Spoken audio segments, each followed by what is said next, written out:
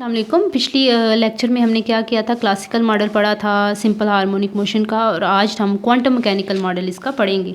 Quantum mechanical model अगर हमने apply करना है तो ज़ाहिर बात है सारी चीज़ें हम सिंपल श्रोडिंगर वेव इक्वेशन से हम फाइंड कर रहे हैं, तो हम वही फार्मूला यहाँ पे भी लिखेंगे। श्रोडिंगर वेव इक्वेशन में atom will be use to study the vibration of atom bonded through a bond. Atom जो हैं, दो atom bonded through a bond के ज़रिए आपस में बॉन्डेड हैं दोनों एटम, और उसकी वाइब्रेशन को चेक करने के लिए श्रोडिंगर वेव इक्वेशन लगाई जाएगी क्वांटम लेवल पे। तो ये हम इक्वेशन लगाएंगे। ये क्वेश्चन हम ऑलरेडी ड्राइव कर चुके हैं, आप मेरे प्रीवियस लेक्चर में देख सकते हैं। इसी को हमने डिफरेंट क्वांटम नंबर्स कैलकुलेट करने के लिए भी यूज़ किया है, और इसको हम वाइब्रेशनल एनर्जी फाइंड करने के लिए भी यूज़ करेंगे। वाइब्रेशनल एनर्जी और वाइब्रेशनल क्वांटम नंबर्स।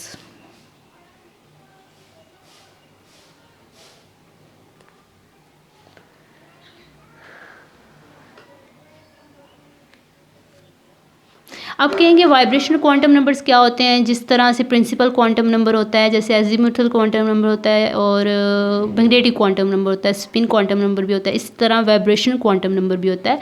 मतलब वाइब्रेशन क्वांटम नंबर का मतलब होता है पहला वाइब्रेशन लेवल V0, उससे अगला V1, उससे अगला V2, V3। जैसे शेल्स होते हैं, शेल्स का होता है K shell, L shell, M shell, N shell, उस तरह वाइब्रेशंस के भी लेवल होते हैं। ये वाइब्रेशनल लेवल 0, 1, 2, 3, तो इसको हम वाइब्रेशनल क्वांटम नंबर से रिप्रेजेंट करते हैं। तो हम यहाँ पे भी सिंपल हार्मोनिक मोशन ही स्टडी कर रहे हैं, तो हमने जो क्लासिकल से फार्मूला निकाला था सिंपल हार्मोनिक मोशन का, वो हम यहाँ पे लिखेंगे। वो था vibrational frequency is equal to, नहीं सॉरी, पोटेंशियल एनर्जी का फार्मूला सबसे पहले हमने निकाला था, इज इक्वल टू हाफ के एक्स का स्क्वायर। उसमें हमने वाइब्रेशनल फ्रिक्वेंसी भी निकाली थी, लेकिन यहाँ सबसे पहले हम ये वाला फार्मूला अप्लाई करेंगे। उसके बाद जो हमने वाइब्रेशनल फ्रिक्वेंसी निकाली थी वो वाला फार्मूला लिखेंगे। वो आप मेरा प्रीवियस लेक्चर देख सकते हैं। वाइब्रेशनल फ्रिक्वेंसी का फार्मूला था हाफ 2π K/m। अब यहाँ से हम K की वैल्यू निकाल लेते हैं। K की वैल्यू निकालेंगे, इसमें पुट करेंगे, इसको फिर इसमें पुट करेंगे। ठीक है, स्टेप बाय स्टेप होगी ना सारी चीज़ें। तो K की अगर हमने वैल्यू निकालनी है तो सबसे पहले तो दोनों साइडों पे अंडर रूट लेना पड़ेगा, सॉरी अंडर रूट नहीं, स्क्वायर लेना पड़ेगा ताकि अंडर रूट ख़त्म हो जाए। वाइब्रेशन फ्रिक्वेंसी का स्क्वायर 1/4π का स्क्वायर K/m। अब ये सारी चीज़ें यहाँ उस साइड पे चली जाएंगी और K यहाँ पर आ जाएगा। वाइब्रेशन फ्रिक्वेंसी का स्क्वायर 4π का स्क्वायर m। ठीक है, अब ये चीज़ जो वैल्यू है, ये वैल्यू हम इस वाली इक्वेशन के K में पुट करेंगे। K की वैल्यू निकाली है ना हमने निकाली है यहाँ पे वाइब्रेशनल कांस्टेंट की वैल्यू निकाली, फोर्स कांस्टेंट की वैल्यू निकाली है। सॉरी, फोर्स कांस्टेंट होता है अगर स्प्रिंग आपका वीक है तो फोर्स कांस्टेंट कम होता है, अगर आपका स्प्रिंग स्ट्रॉन्ग है तो फोर्स कांस्टेंट ज़्यादा होगा। ये भी फोर्स कांस्टेंट है, ये भी फोर्स कांस्टेंट है, तो यहाँ से हमने वैल्यू निकाली है, यहाँ पर हमने पुट कर दी है। तो आपका आएगा potential energy will be equal to half V का स्क्वायर 4π स्क्वायर m K का square.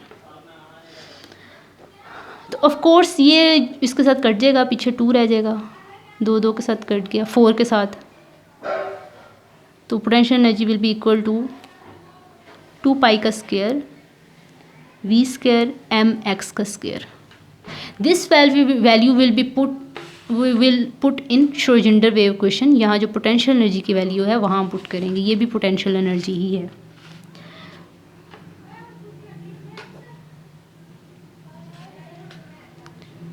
Eight pi square m/h square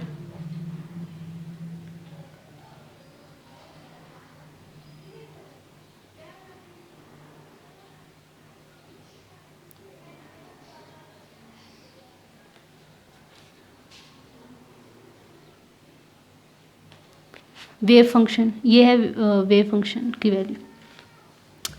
अब हम क्या करेंगे, अब हम नेक्स्ट स्टेप में ये है प्लांक्स कांस्टेंट, इस स्टेप में इस अंदर वाली वैल्यूज़ के साथ इसको मल्टीप्लाई कर देंगे, इसके साथ भी और इसके साथ भी।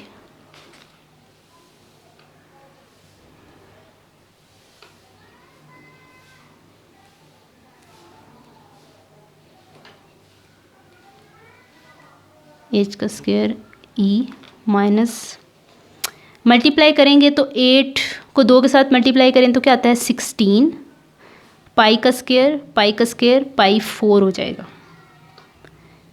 फ्रीक्वेंसी का स्क्वायर वैसे रहेगा m और m हो जाएगा m स्क्वायर x का स्क्वायर और नीचे आ जाएगा आपका h का स्क्वायर और ये आ जाएगा आपका wave function is equal to 0। अब इसमें से ये वाली वैल्यू हम कंसीडर करेंगे इज इक्वल टू कांस्टेंट। इसमें से एक्स स्क्वायर निकाल के बाकी ये जितनी इतनी वैल्यू है ना, इतनी ये वाली वैल्यू 16 अंदर है, इसको हम लिखेंगे अल्फ़ा स्क्वायर के इक्वल, कांस्टेंट के इक्वल लिखेंगे कि बाद में हम देखेंगे कि हम इसके इक्वल क्यों लिखा है, क्योंकि हमने किसी चीज़ के साथ इसको कंपेयर करना है। तो इसमें वाकई बाकी चीज़ें कांस्टेंट है, वाइब्रेशन फ्रिक्वेंसी कांस्टेंट है, मास कांस्टेंट होता है, प्लांक्स कांस्टेंट होता है, पाई की वैल्यू कांस्टेंट होती है, 16 की वैल्यू भी यहाँ चेंज नहीं होगी। यहाँ पर जो चेंज होगा वो डिस्टेंस चेंज होगा, तो उसको हमने कांस्टेंट के इक्वल लिखा भी नहीं है। तो इसको हम लिखेंगे सारे को अल्फ़ा स्क्वायर के इक्वल।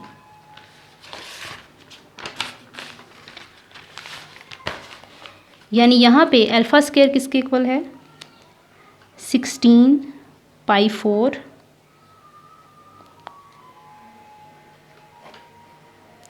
और अगर हम अल्फ़ा स्क्वायर को ख़त्म करके सिर्फ अल्फ़ा लिखना चाहें, अल्फ़ा क्यों कर रहे हैं क्योंकि ये वैल्यू हमने बाद में कहीं पुट करनी है, तो हम अभी से स्क्वायर ख़त्म कर देते हैं। तो 16 का अगर स्क्वायर ख़त्म करें, अंडर रूट ले लें दोनों साइडों पे, तो यह आ जाता है 4 पाई का स्क्वायर, पाई 4 की जगह पाई का स्क्वायर, फ्रिक्वेंसी स्क्वायर की जगह सिर्फ फ्रिक्वेंसी और एम स्क्वायर की जगह एम और नीचे एच स्क्वायर की जगह एच। ये वैल्यू हम बाद में यूज़ करेंगे, आपने याद रखनी है। अभी फ़िलहाल इस वैल्यू की जगह ये वैल्यू लिखनी है इक्वेशन के अंदर, तो वो हम लिखेंगे तो आपकी इक्वेशन हो जाएगी श्रोडिंगर वेव इक्वेशन।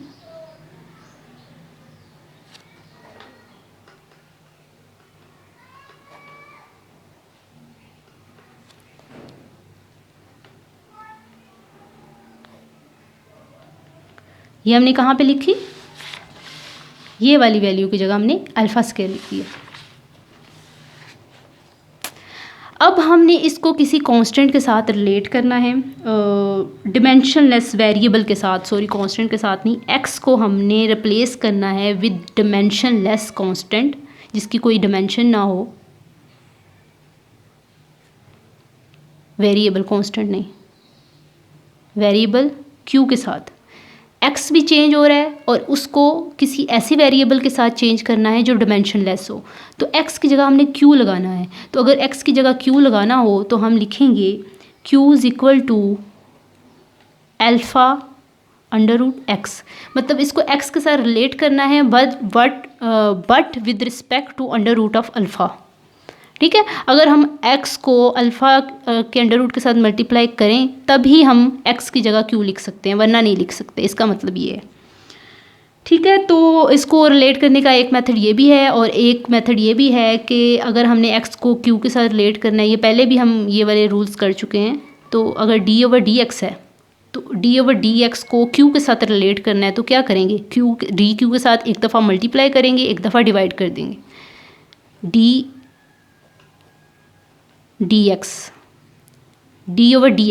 तो मैथ का रूल होता है अगर आपने कोई नई चीज़ इंट्रोड्यूस करवानी हो, d/dx तो ऑलरेडी प्रेजेंट है, एक ऊपर है एक नीचे है, ठीक है, तो कोई नई चीज़ आपने क्या इंट्रोड्यूस करवानी है, किसके साथ इसको रिलेट करना है, q के साथ, तो एक दफ़ा dq के साथ मल्टीप्लाई कर दें और एक दफ़ा dq के साथ डिवाइड कर दें, मल्टीप्लाई डिवाइड। तो इसका क्या मतलब होता है, अगर आप इन दोनों को काट दें, काटना नहीं है वैसे, मैथमेटिकली इसको ठीक करना है कि अगर आप इसको काट दें तो पीछे d/dx ही रह जाता है, तो ये दोनों साइडें इक्वल ही हो जाती हैं, ये दोनों साइडें इक्वल हैं मैथ के अकॉर्डिंग, अगर हम किसी चीज़ को डिवाइड और मल्टीप्लाई दोनों कर रहे हैं। अब अगर इसी इक्वेशन के अंदर हम दोनों साइडों पे, यहाँ पे भी dq लगाएं, यहाँ पे भी dx लगा दें, अगर अल्फ़ा तो इसको इस साइड पे डिवाइड कर दें, इधर भी इसको डिवाइड कर दें फॉर एग्ज़ाम्पल, तो ये तो कट जाएगा, तो पीछे अल्फ़ा dq/dx की वैल्यू क्या आएगी, अल्फ़ा का अंडर रूट। ठीक है, तो अगर हम इधर ही ड्राइव कर लें, वैसे ही मैं इसको वैल्यू को अलग से लिख देती हूँ, ये वैल्यू है।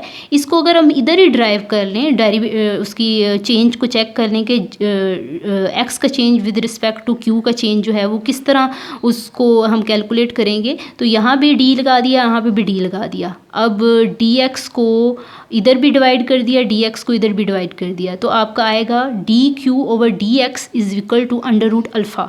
ये हमने क्यों किया है? क्योंकि ये वैल्यू इधर पुट नहीं हो सकती है ना, ये भी तो D Q over D X ही है, और ये क्या है? D Q over D X. तो इस वाले फार्मूले से हमने D Q over D X की वैल्यू निकाली है। तो इसकी जगह अब हम क्या लिखेंगे? Under root alpha.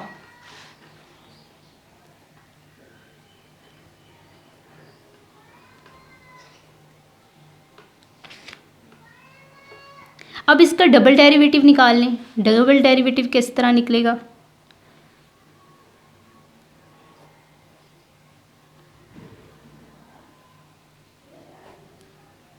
सारी जो अंदर इक्वेशन है उसको ड्राइव करना है आपने।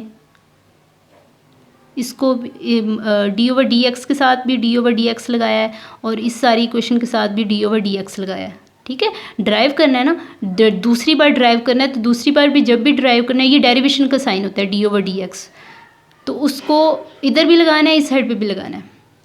अब इसकी वैल्यू हमने कहीं पे निकाली हुई है, डी ओवर डी एक्स की वैल्यू है ना ये, तो इस वैल्यू की जगह हम ये वैल्यू नहीं लिख सकते? ऑफ कोर्स हम लिख सकते हैं, ऑलरेडी हमने ड्राइव की हुई है। क्यू को, ये हम सारी चीज़ें क्यों कर रहे हैं? हम एक्स को क्यू के साथ रिलेट करना चाह रहे हैं, कोई ऐसी फॉर्म लेके आना चाह रहे हैं जो हमारे फ़ायदे की हो, जिससे हम क्वांटम लेवल पे वाइब्रेशनल फ्रिक्वेंसी और वाइब्रेशनल एनर्जी जो है वो फाइंड कर सकें।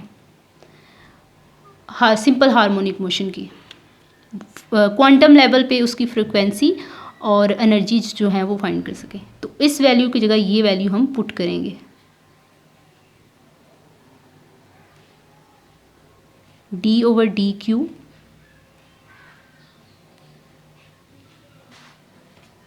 अंदर वही वैल्यू, ये वैल्यू आपने पुट कर दी।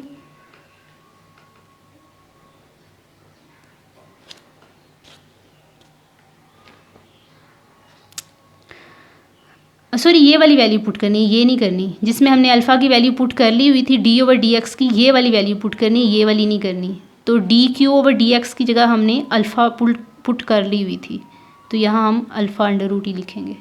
ठीक है, अल्फ़ा अंडर रूट के साथ मल्टीप्लाई हो जाएगा डी ओवर डी क्यू के साथ मल्टीप्लाई हो जाएगा। तो ये क्या हो जाएगा? डबल डबल नहीं हो जाएंगे दोनों का? इसका डी के साथ multiply D square, D Q के साथ मल्टीप्लाई डी क्यू का स्केयर, अल्फ़ा अंडर रूट के साथ मल्टीप्लाई, तो ज़ाहिर है वो स्केयर होगा तो अंडर रूट कट जाएगा, पीछे अल्फ़ा ही रह जाएगा। ठीक है, तो ये हम देखते हैं कि स्केयर करने के बाद, मल्टीप्लाई करने के बाद क्या वैल्यू आ रही है। तो वो आएगी डी स्केयर डी एक्स का स्केयर, डबल डेरिवेटिव की वैल्यू हमारे पास आएगी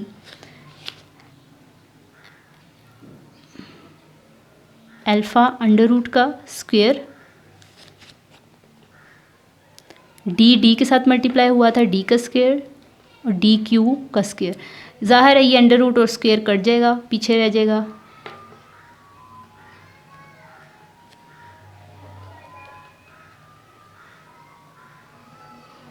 अल्फ़ा। ओके,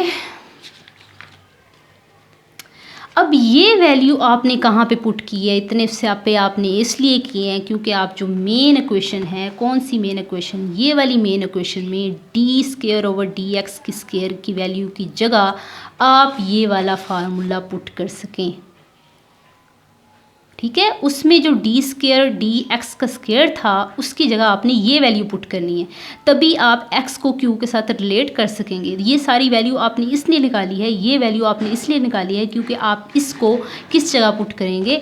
जो मेन आपका फार्मूला है श्रोडिंगर वेव इक्वेशन का, D square over D X की स्क्वायर, श्रोडिंगर वेव वाले इक्वेशन के फार्मूले में आप पुट करेंगे। वो फार्मूला जो आपने अल्फ़ा लगाने के बाद, पोटेंशियल एनर्जी वैल्यू लगाने के बाद, यहाँ तक रिलेट करने से पहले तक जो फार्मूला था, उसमें आप D square over D x square की जगह फार्मूला जो ये सारा रिलेट करके आपने निकाला है वो पुट करेंगे। तो उसकी जगह आप क्या पुट करें? ये वैल्यू। तो हम ये वैल्यू पुट करके, ये अल्फ़ा है आपका, हम देखते हैं क्या होता है।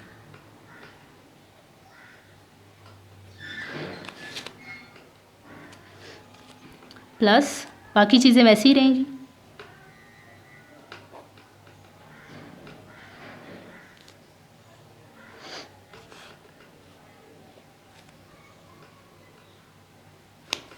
फार्मूला क्या था पीछे, अल्फ़ा स्क्वायर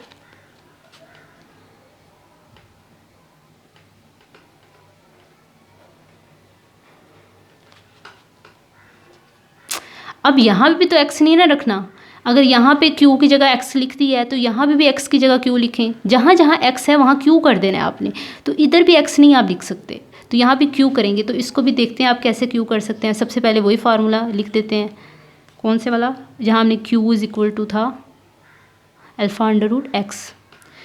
यहाँ से अगर x की वैल्यू निकालनी हो तो कैसे निकालेंगे आप, एक्स स्क्वायर की। पहले तो x को अकेला छोड़ें, q over under root alpha square करें, ये q स्क्वायर हो जाएगा और यहाँ नीचे अंडर रूट कट जाएगा स्क्वायर के साथ। तो ये वाली वैल्यू x स्क्वायर की जगह आप पुट करेंगे। कहीं भी आप आपने x नहीं छोड़ना, हर जगह q, x की जगह q लिख देना है।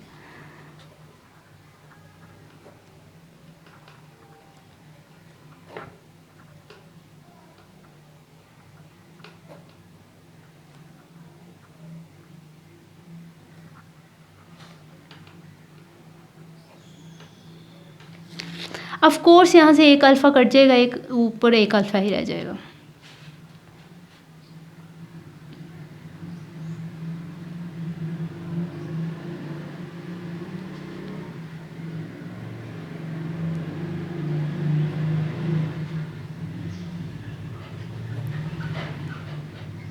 अल्फ़ा q का स्क्वायर।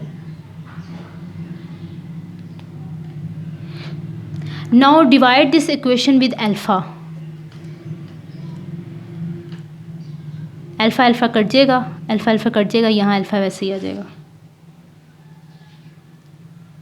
सॉरी, यहाँ वेव फंक्शन भी था ना, वेव फंक्शन नहीं मैं लगा रही, हाँ ये देखें वेव फंक्शन भी है साथ में।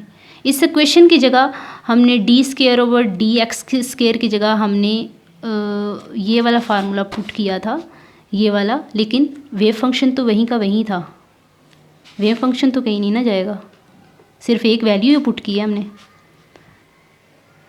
ओके, तो हमारा जो इक्वेशन आई है वो आई है हमारे पास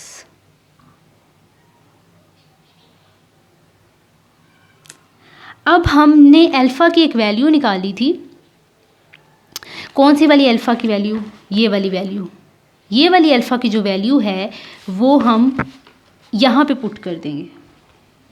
ठीक है, मैंने बोला था आपकी बाद में यूज़ होगी, तो वो यहाँ पे यूज़ होगी। तो वो वैल्यू मैं पुट करने लगी हूँ।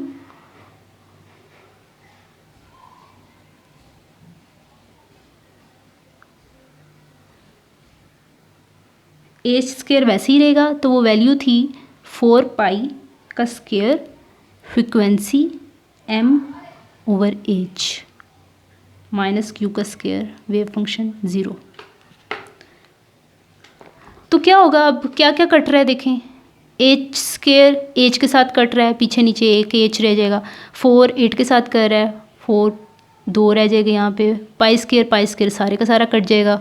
ठीक है, m सारे का सारा कट जाएगा, एच स्क्वायर एच के साथ कट जाएगा, पीछे एच रह जाएगा। तो बहुत सी चीज़ें कट रही हैं। तो कटने के बाद यहाँ पे मैं सिंपल फॉर्म में एक लिख देती हूँ, फिर आगे भी आपको लिख दूँगी।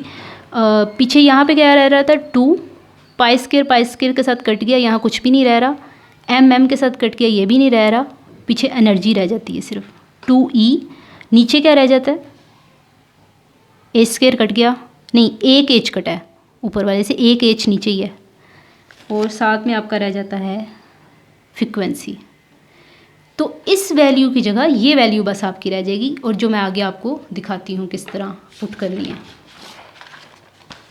तो जो आपकी इक्वेशन मॉडिफाई होगी वो होगी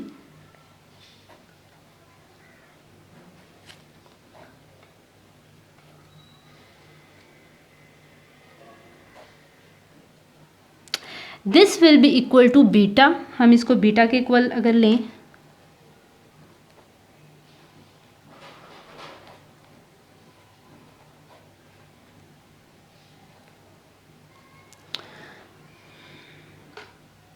ये सेकंड ऑर्डर डिफरेंशियल है और बहुत सिंपल इक्वेशन है। अगर आप दे सकते हैं ना यहाँ पे एच है, इसमें ना एम है, ना ही इसमें पाई है, कोई चीज़ भी नहीं है, बहुत सिंपल इक्वेशन है। और अगर इसका हम अप्रोक्सीमेट सोल्यूशन लिखें तो वो हम कैसे लिख सकते हैं? अब इसका सोल्यूशन इस तरह से होना चाहिए, लिमिटेड होना चाहिए, इनफाइनाइट नहीं होना चाहिए, उसकी कोई लिमिट होनी चाहिए। तो उसके हम दो तरह के सोल्यूशन लिखेंगे, एक हम लिखेंगे अप्रोक्सीमेट और एक हम लिखेंगे एग्जैक्ट। अप्रोक्सीमेट सोल्यूशन में हम Q की वैल्यू जो है वो बहुत ज़्यादा लार्ज होगी। अगर आप लिमिटिंग रिजल्ट चाहते हैं, लिमिटिंग बिहेवियर चाहते हैं, मतलब कोई लिमिट है, आपकी वाइब्रेशन फ्रिक्वेंसी की कोई लिमिट है जिसके साथ वो वाइब्रेट कर रहा है, पोटेंशियल वो जो लेवल बन रहे हैं वाइब्रेशन एनर्जी लेवल, उसकी कोई लिमिट है, ठीक है। तो लिमिट अगर रखनी है तो उसको मैथमेटिकली, ये अलजेब्रिक फॉर्म है, मैथमेटिकली अगर इसको हम लिमिटेड वैल्यू आप चाहते हैं इस सारे क्वेश्चन का सोल्यूशन लिमिटेड आए तो Q की वैल्यू बहुत ज़्यादा होगी। अगर Q की वैल्यू बहुत ज़्यादा होगी तो ये निग्लिजिबल हो जाएगी। तो आपकी इक्वेशन हो जाएगी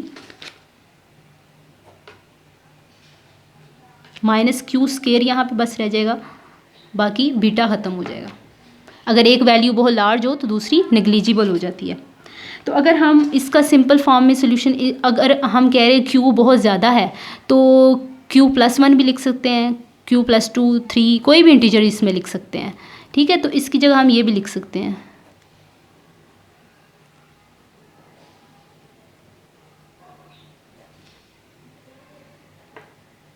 अब इस फॉर्म का जो सोल्यूशन है ये भी सेकंड डिफरेंशियल है। इसका जो सिंपल फॉर्म में सोल्यूशन है वो आएगा आपका wave function is equal to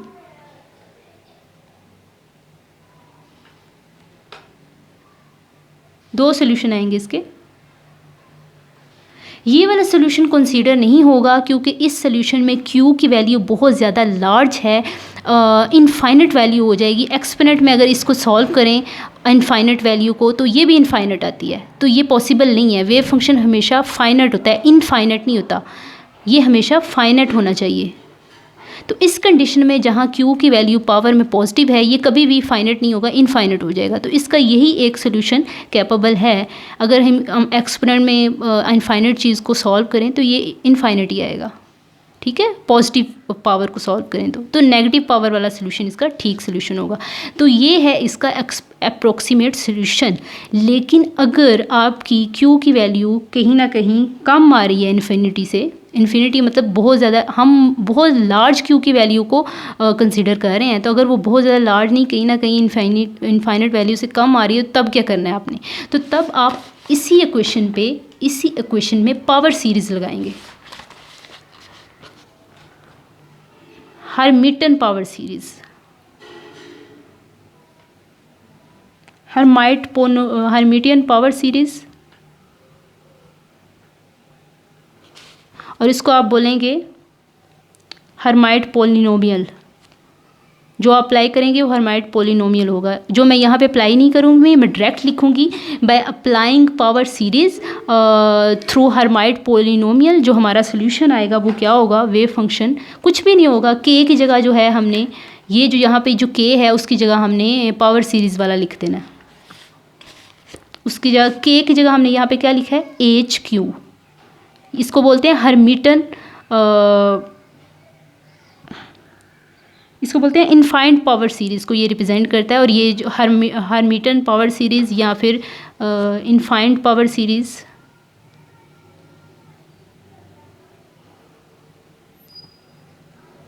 और इसको हर्माइट पॉलिनोमियल्स भी बोलते हैं। उसको अगर सिंपल फॉर्म में लिखना हो तो ऐसे लिखते हैं। बाकी सारी जो है इक्वेशन वो सेम है। मैंने बोला था नेगेटिव वाली लेनी है तो यहाँ हम नेगेटिव वाली ही लेंगे, ठीक है। तो ये है इसका अप्रोक्सीमेट जो सोल्यूशन है, एग्जैक्ट हम निकाल चुके हैं। अप्रोक्सीमेट सोल्यूशन जो है वो पावर सीरीज़ लगा के अप्लाई होगा।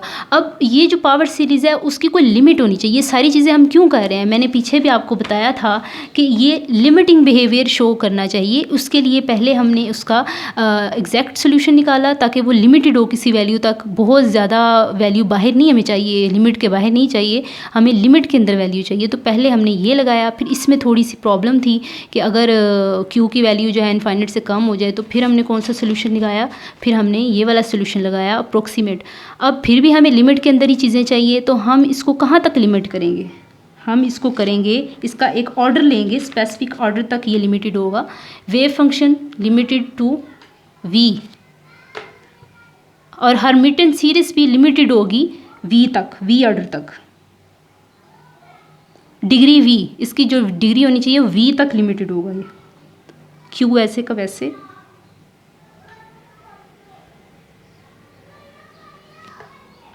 हाफ क्यू का स्क्वायर, ये हाफ है, ठीक है, उसके साथ माइनस लबाइल लिखी हुई। अब वो वी तक लिमिटेड कब होगा, वी तक वो लिमिटेड एक ही सूरत में हो सकता है जब आपका ये फार्मूला इस तरह से,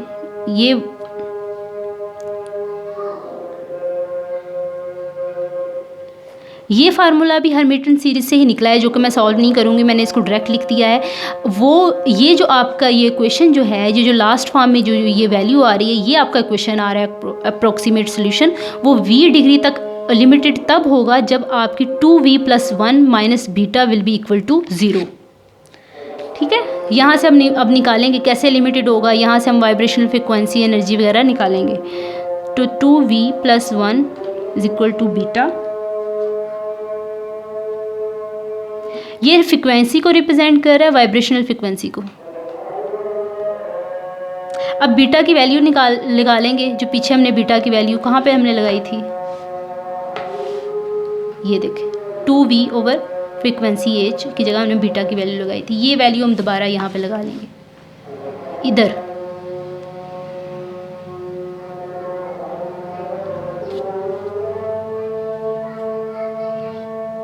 टू ई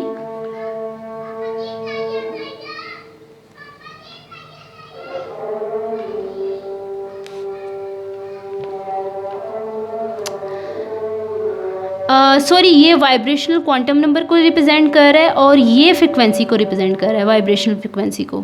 ये वाइब्रेशनल क्वांटम नंबर को रिप्रेजेंट कर रहा है। मैंने ऑलरेडी आपको एक्सप्लेन कर दिया वाइब्रेशनल क्वांटम नंबर क्या होते हैं। ठीक है, तो ये वाइब्रेशनल क्वांटम नंबर को है। यहाँ अगर हमने एनर्जी की वैल्यू निकालनी है तो ये सारी चीज़ें उस साइड पे चली जाएंगी, हाफ भी इधर चला जाएगा। यहाँ पे अगर कोई चीज़ मल्टीप्लाई हो रही है तो इस जगह जाके डिवाइड हो जाएगी, और यहाँ पे अगर कोई चीज़ डिवाइड हो रही है इधर जाके मल्टीप्लाई हो जाएगी। ओके, तो ऑफ कोर्स 2 के साथ कट जाएगा और 1 के साथ नीचे 2 आ जाएगा। Energy will be equal to 2v, sorry 2 cut गया ना, 2 के साथ कट गया, और यहाँ पे वो कटेगा नहीं, वो नीचे इसके साथ अगर इसको अंदर मल्टीप्लाई करें तो 1/2 ही आ जाएगा। तो ये जो एनर्जी है, ये एनर्जी क्वांटाइज्ड एनर्जी होती है। अगर आप डिफरेंट वाइब्रेशनल क्वांटम नंबर लें, हर वाइब्रेशनल क्वांटम नंबर पे ये एनर्जी जो है वो क्वांटाइज्ड होगी विद रिस्पेक्ट टू hv, मतलब एनर्जी जो भी हो वो hv के साथ मल्टीप्लाइड होगी। ओके, वो किस तरह क्वांटाइज्ड होगी वो मैं आपको बता देती हूँ। इसको हम वाइब्रेशनल एनर्जी भी बोलते हैं। ये क्वांटम लेवल पे हम हार्मोनिक ऑसिलेटर कर रहे हैं। यहाँ पे हम ले लेते हैं, ये है इंटर न्यूक्लियर डिस्टेंस,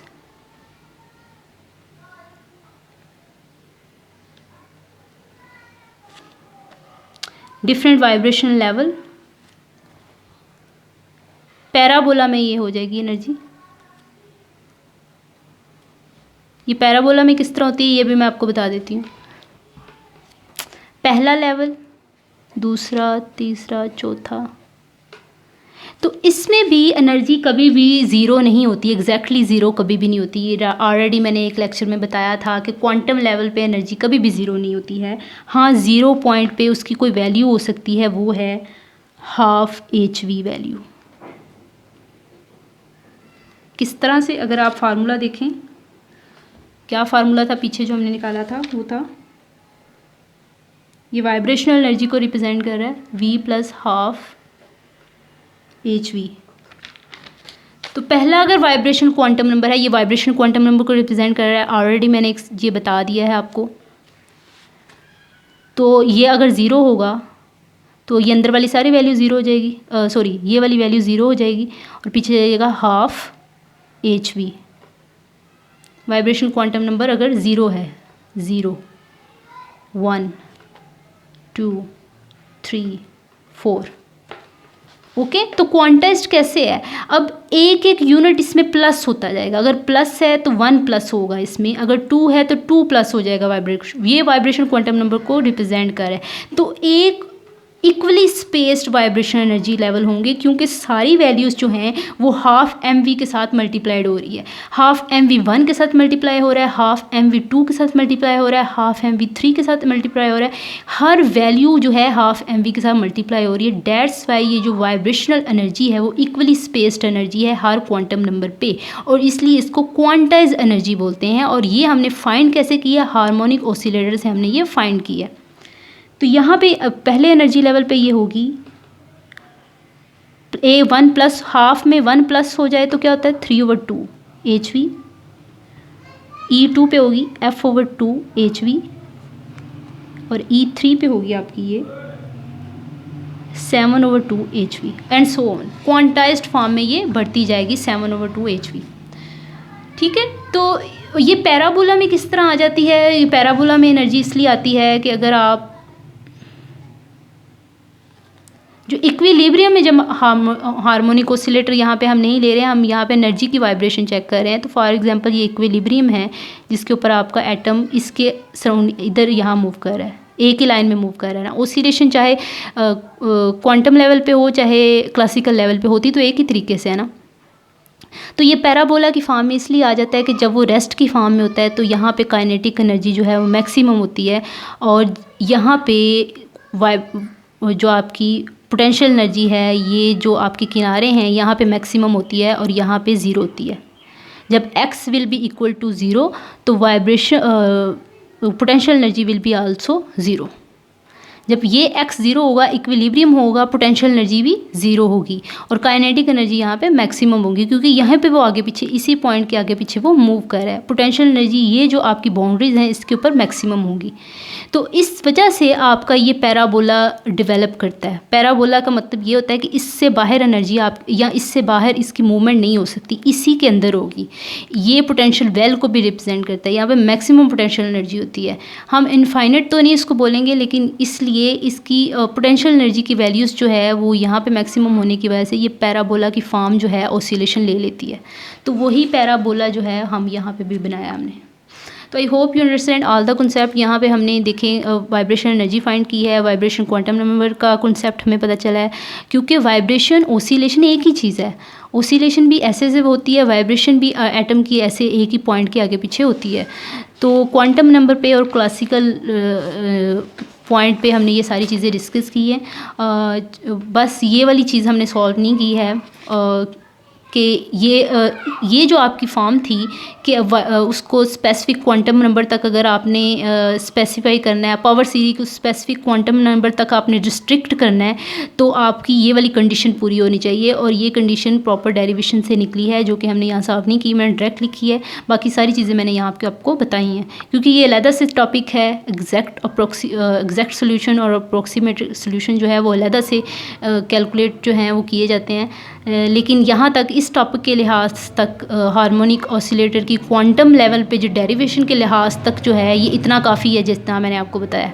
ठीक है, आप इसको इस तरीके से कर सकते हैं। If you have any question you can ask in comment box and don't forget to like, subscribe and share. अल्लाह हाफिज़।